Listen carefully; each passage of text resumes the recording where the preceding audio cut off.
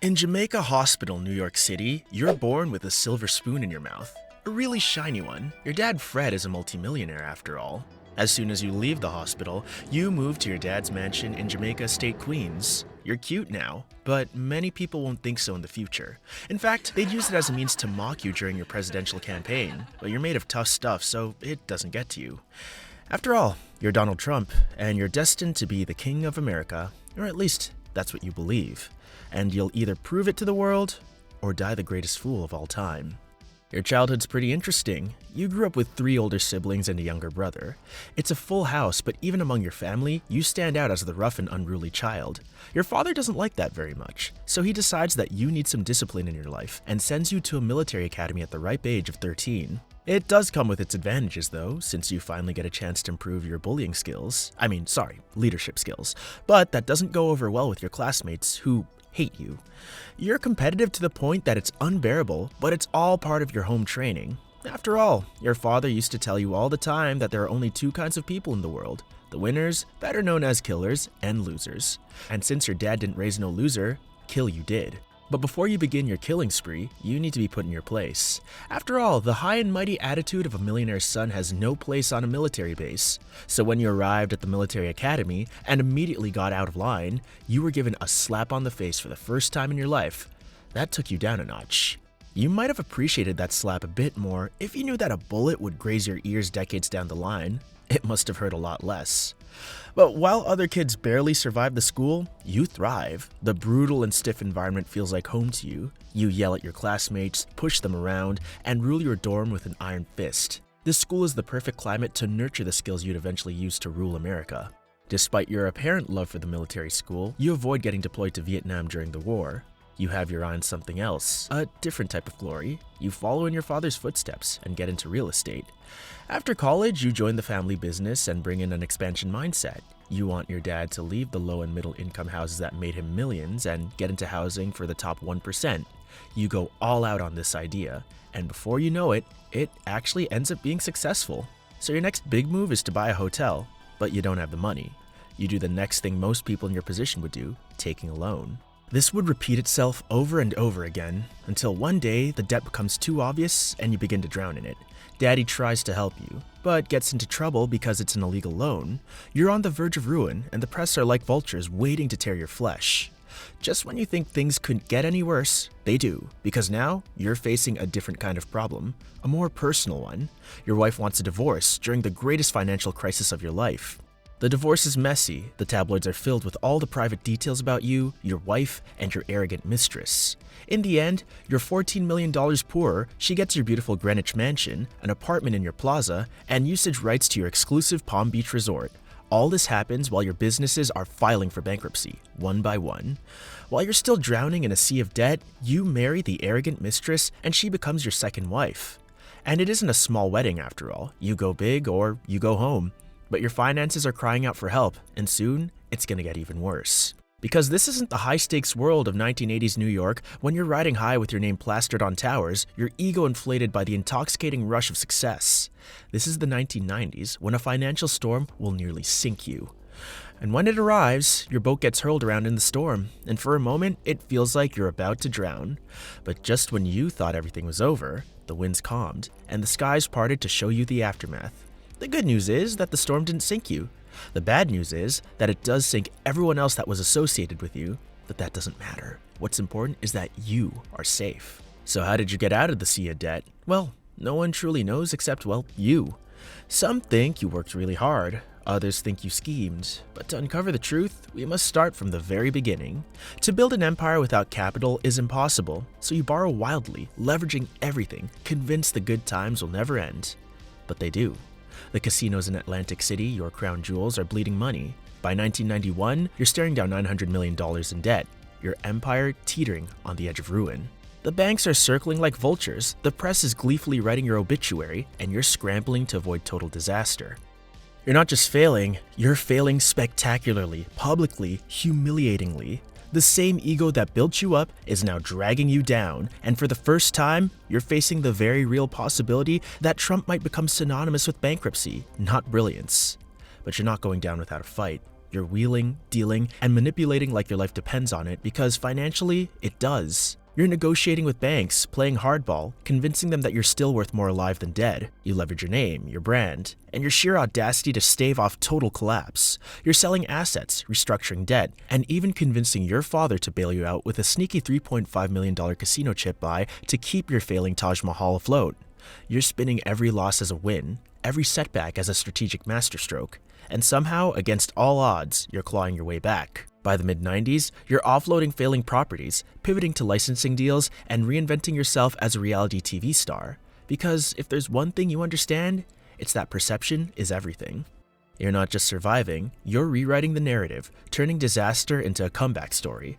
Just like the title of the book you'll release when all of this is over. The banks may have owned you for a while, but now you're back in the driver's seat. Bruised but unbowed, ready to spin gold for the wreckage. That is, until your second wife asks for a divorce. You just built everything up from scratch again, and now she's asking for too much. Lucky for you though, she only gets $2 million, some property, and child support for your daughter. You'd think after 2 divorces you'd give marriage a rest. Nope. You try one more time with yet another model, just like your other 2 wives. It doesn't matter that she's 34 and you're a grandpa. You shoot your shot, you score, and both of you get hitched. You guys have a son, and while you seem like a perfect family on the outside, you still manage to screw things up internally. In 2006, only a year after your wedding, you allegedly had an affair with an adult film actress, Stormy Daniels. Your wife had just given birth to your son, but you couldn't even wait for a couple of years before cheating on her. And instead of helping where you can and caring for her, you allegedly seek the company of another woman. But I bet if you had known how badly Stormy would affect your presidential campaign 10 years later, you'd have just watched her on screen that day. With the same resilience you used to climb out of financial ruin and pursue and marry a woman 24 years younger than you run for president. Though you have no idea how many times the American public will reject you before you finally claw your way into the Oval Office. You've been building your empire on borrowed money and bravado, blissfully unaware that your political career will be a roller coaster of humiliations, lawsuits, and a pandemic that will expose every flaw in your leadership. You run for president not once, not twice, but 4 times. If you knew then how many times you'd have to endure the sting of defeat, how many rallies would end in empty promises, how many voters would turn away despite your desperate appeals, you might have stuck to slapping your name on gold-plated condos and bankrupt casinos. But no, you charge ahead, convinced that winning is your birthright, even as history prepares to laugh in your face. Your first attempt at presidency is in the year 2000, and it's a joke before it even begins. You flirt with the Reform Party, testing the waters. But the waters are freezing. No one takes you seriously. The media treats you like a circus act, and you slink away, pretending it was all just a publicity stunt. But the hunger doesn't fade. Despite her absence from the spotlight, behind the scenes, your young wife encourages your political aspirations. By 2016, you're back. This time screaming about Mexican rapists and promising walls that Mexico will pay for. But your old friend Stormy also comes back to bite you and smear your campaign. She's sure all of America and your opponents would love to hear the intimate details of your alleged one-night stand. But you can buy her silence at the small price of $130,000. Somehow, people still find out about this, and your political dreams are about to go up in flames. You insist it was a private transaction, with nothing to do with the campaign. But the timing's suspicious. The payment comes just weeks before the election, and prosecutors argue it was an illegal campaign finance violation, a way to bury a story that would have sunk your chances. Against all odds, you win the election. But if you knew the sheer magnitude of the military blunders you would unleash, the chaos, the incompetence, the reckless decisions that will haunt America's foreign policy for years, you might have handed that pen right back to Mike Pence and resigned on the spot. Yet here you are, blissfully unaware of the disasters you're setting into motion, your ego too inflated to see the wreckage piling up behind you. The taste of victory is intoxicating, and you assume it'll be easy from here, but 2020 is coming, and with it, a virus that doesn't care about your ego. The pandemic is your undoing. 2020 comes, and the universe decides to humble you. The pandemic hits, and instead of rising to the occasion, you're downplaying it. You dismiss it as a hoax, then a flu, then a Democratic plot. You pitch hydroxychloroquine like a snake oil salesman. You feud with governors, and you suggest injections of bleach like some deranged carnival barker. But no matter how much you deny it, the deaths are piling up, the economy is collapsing, and instead of leading, you're rage tweeting about fake news. The election arrives, and the American people have had enough. Your rallies are half empty, your poll numbers tank, and by election day, even your cult-like base isn't enough.